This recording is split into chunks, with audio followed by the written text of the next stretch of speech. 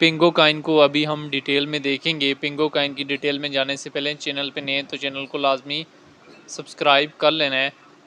इस time market की situation को देखें तो BTC, इथेरियम, XRP, डॉट तमाम क्रिप्टो मार्केट में जो है वो एक डिक्रीज़ मोमेंट है हमारे पास। तो सबसे पहले हम यहाँ पे सर्च बार में आ जाते हैं और सर्च बार में आने के बाद पिंगो काइन को जो है वो बिटगेट एक्सचेंज में सर्च कर लेते हैं। तो पिंगो काइन में आज हमारे पास -7% जो है वो डिक्रीज़ मोमेंट आया है। सबसे पहले अगर हम पिंगो काइन की डिटेल में चले जाएं तो पिंगो काइन रैंकिंग में 95 नंबर पे है। मार्केट कैप्स 772 मिलियन है। ऑल टाइम हाई रिसेंटली दिसंबर में लगाया है, ऑल टाइम लो 2025 में लगाया था। सर्कुलेशन रेट जो है 70% है। पिंगो काइन को लेके एक्सपर्ट्स की क्या ओपिनियन है वो भी देख लेने। अगर हम यहाँ से डेटा वाले ऑप्शन में जाएं, 15 मिनट्स के टाइम फ्रेम में देखें तो पिंगो काइन हमारे पास लार्ज अमाउंट में बाय हो रहा है।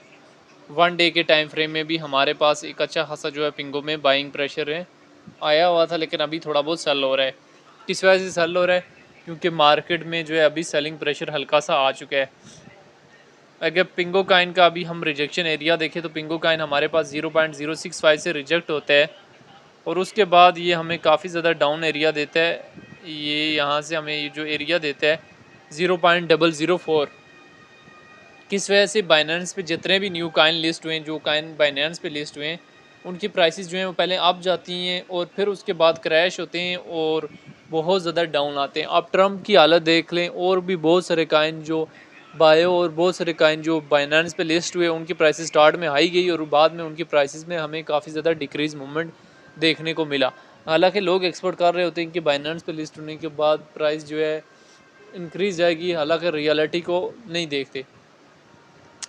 पिंगो काइन हमारे पास ये देख सकते हैं इस एरिया से रिजेक्ट हुआ हमारे पास 0.04 से, और उसके बाद इसका मुसलसल हमारे पास डाउनवर्ड ट्रेंड जो है 2 से 3 मंथ के लिए रहा और इस एरिया में इसने एक्सपोर्ट जोन दिया 0.004 के करीब और यहाँ से इसका अपवर्ड ट्रेंड स्टार्ट हुआ। तो मैंने कहा था कि 0.01 जैसे ये अपना एक ज़ीरो रिमूव कर ले तो वहाँ पे फर्स्ट प्रॉफिट बुक करना है और अगला प्रॉफिट टेकिंग एरिया 0.02 और उससे अगला 0.03 और उससे अगला प्रॉफिट जो है टेकिंग एरिया 0.04 का एरिया है।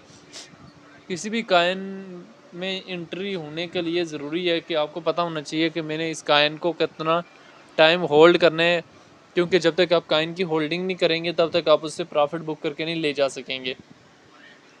अभी पिंगो की कितनी होल्डिंग चाहिए? कम से कम पिंगो की होल्डिंग कम से कम आपको जो है 35 डेज़ और ज़्यादा 120 डेज़ की चाहिए।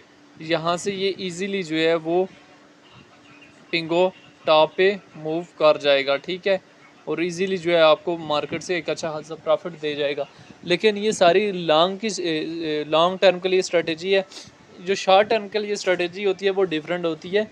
उसमें आप यहाँ से 4 आवर के टाइम फ्रेम के चार्ट में और 1 आवर के टाइम फ्रेम के चार्ट में ओपन करते हैं, लेकिन उसका ये चक्कर है कि उसमें सम टाइम आप जो एरिया देखते हैं मार्केट उससे एक्सचेंजेस जो है ज़बरदस्ती डिक्रीज़ लाती हैं और आपको थोड़ा बहुत लॉस हो जाता है। इस वजह से लॉन्ग टर्म के लिए अगर आप मार्केट को देखेंगे तो आप मार्केट से हमेशा जो है वो प्रॉफिट बुक करके लेके जाएंगी। पिंको काइन एक जो है स्ट्रॉन्ग मीम काइन है और फ्यूचर में भी इसमें अच्छा खासा बूस्ट आने वाला है। बस इसकी 30% जो है वो सप्लाई रहती है, तो जो लोग इसके होल्डर हैं वो इसको होल्ड करके रखें और पॉइंट टू पॉइंट जो आने वाले टाइम पे सेल करें। ये इस बुल रन में इसने 1 ज़ीरो तो रिमूव कर ली है।